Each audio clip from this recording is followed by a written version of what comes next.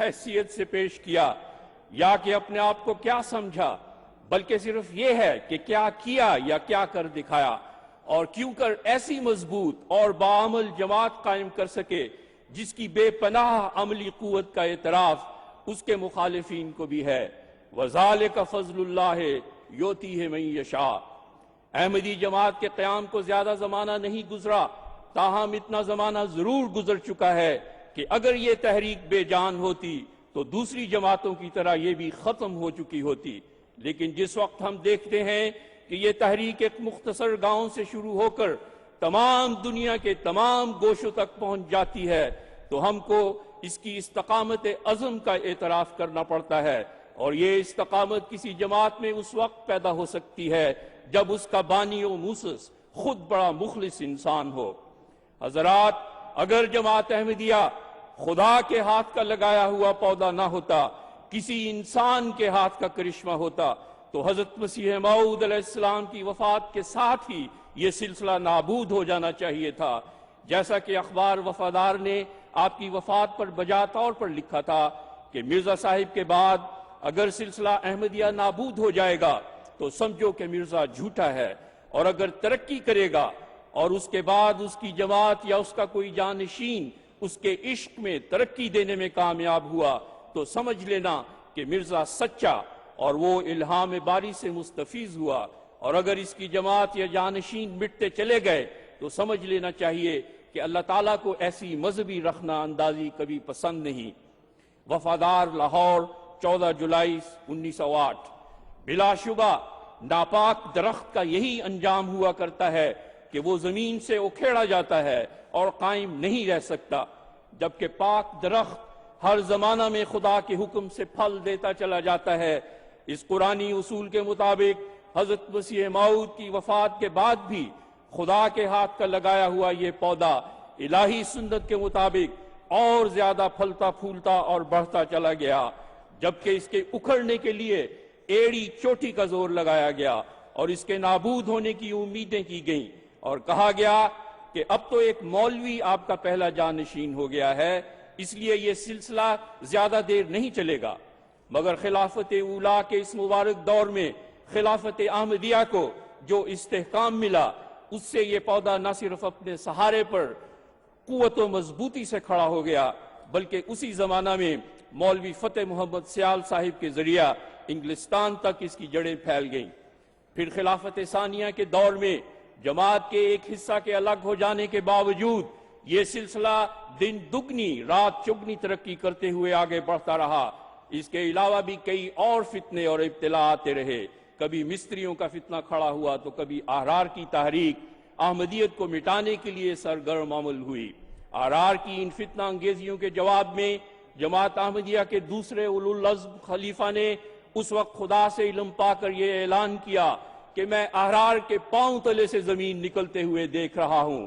پھر چند دنوں کے اندر احمدیوں نے حالات کو یوں پلٹا کھاتے دیکھا کہ لوٹنے نکلے تھے جو امن و سکون بے کساں، خود انہی کے لٹ گئے حسن و شباب زندگی۔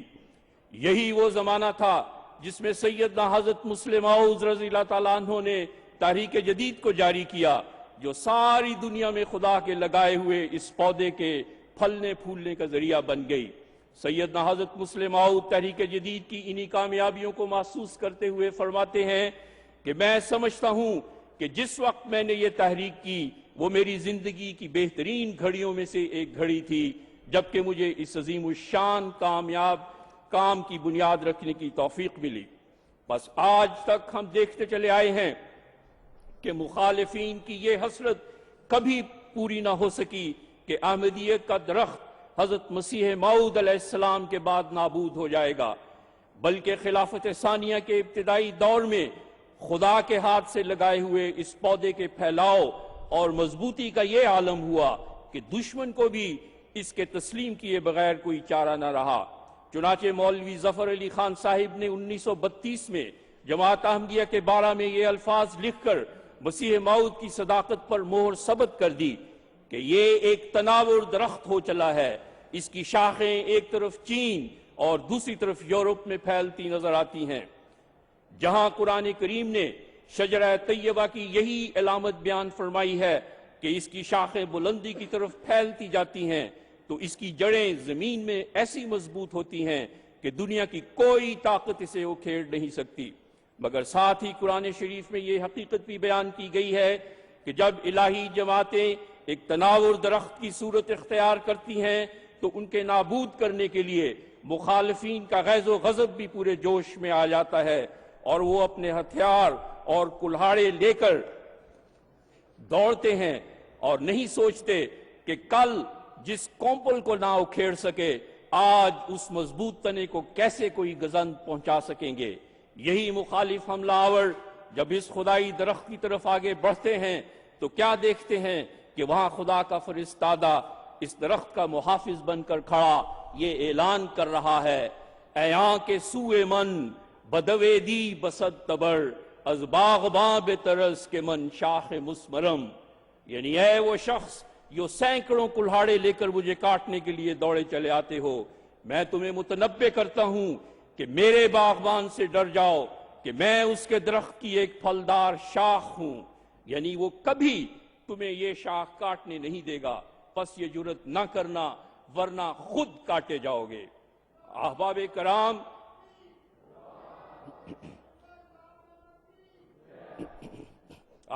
کرام، جماعت احمدیہ کی تاریخ میں ہم نے بار بار ایسے ایمان افروز نظارے دیکھے ہیں کہ خدا کے ہاتھ سے لگائے ہوئے اس پودے کی طرف اٹھنے والا ہر ہاتھ شل کر دیا گیا اور اس کے خلاف اٹھنے والی بد نظریں اندھی کر دی گئیں اور مخالف زبانیں ہمیشہ کے لیے گنگ ہو گئیں۔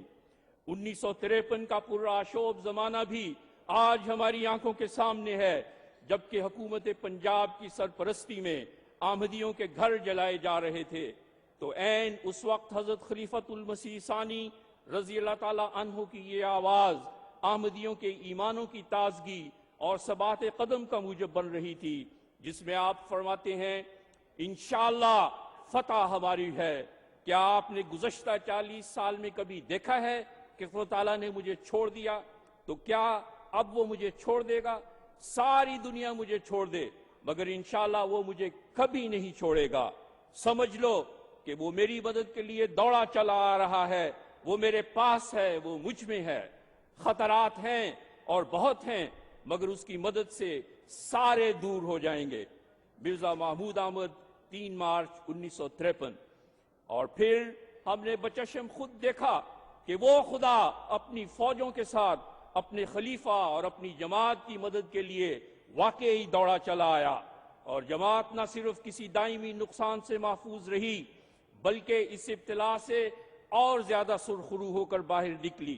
ابتلا اور نصرت الہی کے حوالے سے سیدنا حضرت مسلم موعود رضی اللہ تعالیٰ عنہ نے تو جماعت احمدیہ کو آئندہ کے لیے بھی یہ خوشخبری دے دی تھی کہ میں ایسے شخص کو جس کو خدا خلیفہ ثالث بنائے ابھی سے بشارت دیتا ہوں کہ اگر وہ خدا تعالیٰ پر ایمان لا کر کھڑا ہو جائے گا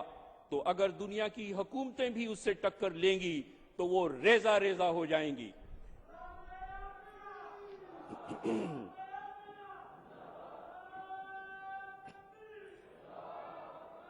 خدا تعالیٰ کی شان دیکھیے کہ خدا کے خلیفہ کے منہ سے نکلی ہوئی یہ بات بھی ہم نے اپنی آنکھوں سے پوری ہوتی دیکھی۔ چنانچہ 1974 میں خلیفہ ثالث کے دور خلافت میں جماعت پر آنے والا ابتلا اگرچہ 53 کی صوبائی حکومت کے پیدا کردہ ابتلا سے زیادہ ہولناک تھا، کیونکہ پاکستان کی مرکزی حکومت کا وہ طاقتور سربراہ جماعت کی مخالفت پر، جس کی دانست میں اس کی کرسی بہت مضبوط تھی اور جو اپنی طاقت کے بل بوتے پر احمدیوں کے ہاتھ میں کشکول پکڑانے کا دعویٰ کر رہا تھا، اس نے ان باد ارادوں کی تکمیل کے لیے پوری حکومتی مشینری جماعت کے خلاف لگا دی، اور نہ صرف احمدیوں کی دکانیں جلا دی گئیں اور گھر لوٹے گئے بلکہ ان کا مکمل بائیکاٹ کیا گیا۔ احمدی مرد، عورتیں اور معصوم دودھ پیتے بچوں کو خوراک تو کیا پانی تک سے محروم کر دیا گیا، مگر انہوں نے کمال ثبوت کا نمونہ دکھایا۔ احمدیوں کے خون سے ہولی کھیلی گئی، جس کی ایک مثال جون 74 کا وہ خون آلود دن ہے جس دن گجرانوالہ میں 14 احمدی شہید کر دیے گئے۔ ان میں ہمارے پیارے موجودہ امام کے کلاس فیلو محمد افضل صاحب کھوکھر اور ان کے بیٹے اشرف صاحب بھی تھے۔